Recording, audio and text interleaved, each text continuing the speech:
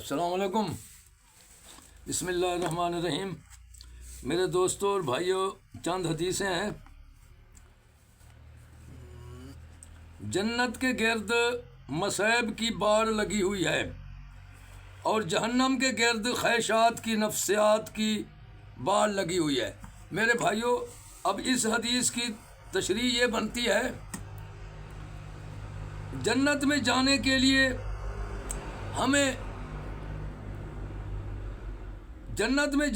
مصیبتیں جھیلنی پڑیں گی، دنیا میں دکھ جھیلنے پڑیں گے، برداشت کرنا پڑے گا، صبر کرنا پڑے گا، پریشانیاں آئیں گی، اللہ امتحان لے لے کے جنت میں دے گا جگہ میرے بھائیوں۔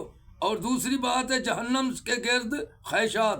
اب خواہش چاہت ہیں، جو لوگ چاہت کو قبول کریں گے وہ جہنم چلے جائیں گے، جو اس دنیا میں اپنی مرضی گزاریں گے، اپنی چاہت کو اسی دنیا میں قبول کر لیں گے تو وہ جہنم میں جائیں گے، وہ جنت میں نہیں جائیں گے۔ میرے بھائیوں، اس دنیا میں چاہت کو قربان کر دو۔ کسی نے خوب کہا تھا، من کو یہ سمجھا فقیرہ، من کو یہ سمجھا، من کو من وچ رہن نہ دے، من مار کے بازی پا، بیری دے جے بوٹے نو کوئی اٹاں روڑے مارے، جھک جھک کے وہ پھل پھل دے دیندی اگلے سال اڑارے۔ میرے بھائیوں، بیری ورگے ہو جو، بیری ورگے سال تو اگلے سالوں اور پھل زیادہ دیندی جتنا اس کو کوئی بٹے روڑے ماردا ہے۔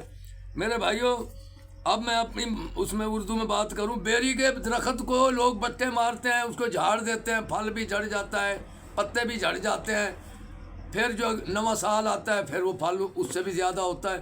میرے بھائیوں، یہ اگر ایسے ہم رہے دنیا میں، اپنی خواہش کو قربان کرتے رہے، بیری کی نسبت میں انسانوں کی بھلائی کرتے رہے، تو میرے بھائیوں انشاءاللہ جنت ہے، جہنم سے بچ جائیں گے۔